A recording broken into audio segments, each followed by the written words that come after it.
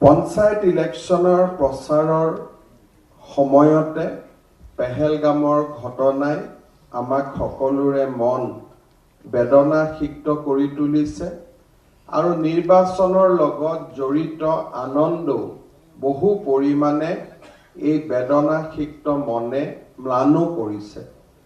তাৰ মাজতো ক্ষমতাৰ বিকেন্দ্ৰীকৰণ, গ্ৰামোদয়, সৰ্বোদয়, অন্ত্যোদয়, ৰাষ্ট্ৰোদয় এয়া আমাৰ আদৰ্শ, ৰাষ্ট্ৰ জীৱনৰ আদৰ্শ। সেয়ে আমি বেদনাসিক্ত মন এটা লৈও পঞ্চায়ত নিৰ্বাচনত জঁপিয়াই পৰিছোঁ আৰু আমি ৰাষ্ট্ৰ নিৰ্মাণৰ সংকল্পৰ মাজেৰে আগবাঢ়িছোঁ। পঞ্চায়ত ইলেকশ্যনৰ প্ৰচাৰৰ সময়তে পেহেলগামৰ ঘটনাই আমাক সকলোৰে মন বেদনাসিক্ত কৰি তুলিছে আৰু নিৰ্বাচনৰ লগত জড়িত আনন্দও বহু পৰিমাণে এই বেদনাসিক্ত মনে ম্লানো কৰিছে। তাৰ মাজতো ক্ষমতাৰ বিকেন্দ্ৰীকৰণ, গ্ৰামোদয়, সৰ্বোদয়, অন্ত্যোদয়, ৰাষ্ট্ৰোদয় এয়া আমাৰ আদৰ্শ, ৰাষ্ট্ৰ জীৱনৰ আদৰ্শ।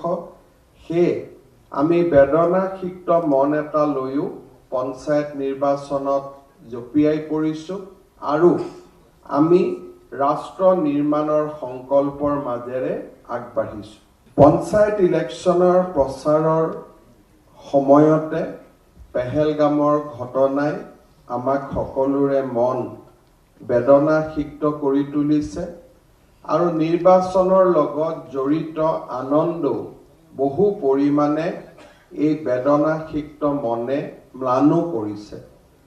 তাৰ মাজতো ক্ষমতাৰ বিকেন্দ্ৰীকৰণ, গ্ৰামোদয়, সৰ্বোদয়, অন্ত্যোদয়, ৰাষ্ট্ৰোদয় এয়া আমাৰ আদৰ্শ, ৰাষ্ট্ৰ জীৱনৰ আদৰ্শ। সেয়ে আমি বেদনাসিক্ত মন এটা লৈও পঞ্চায়ত নিৰ্বাচনত জঁপিয়াই পৰিছোঁ আৰু আমি ৰাষ্ট্ৰ নিৰ্মাণৰ সংকল্পৰ মাজেৰে আগবাঢ়িছোঁ। পঞ্চায়ত ইলেকশ্যনৰ প্ৰচাৰৰ সময়তে পেহেলগামৰ ঘটনাই আমাক সকলোৰে মন বেদনাসিক্ত কৰি তুলিছে আৰু নিৰ্বাচনৰ লগত জড়িত আনন্দও বহু পৰিমাণে এই বেদনাসিক্ত মনে ম্লানো কৰিছে।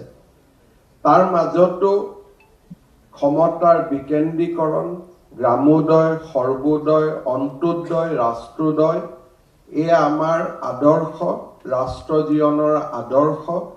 সেয়ে আমি বেদনাসিক্ত মন এটা লৈও পঞ্চায়ত নিৰ্বাচনত জঁপিয়াই পৰিছোঁ আৰু আমি ৰাষ্ট্ৰ নিৰ্মাণৰ সংকল্পৰ মাজেৰে আগবাঢ়িছোঁ।